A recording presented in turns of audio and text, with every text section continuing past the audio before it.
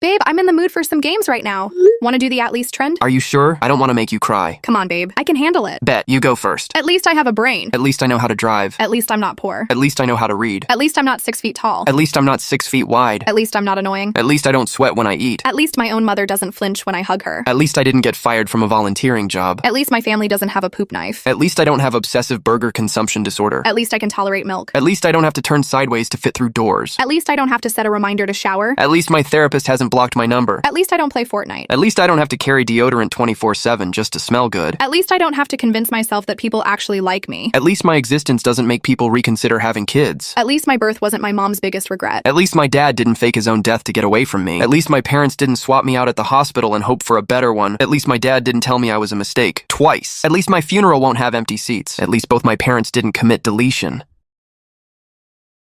Hey, babe, you there? It's your turn.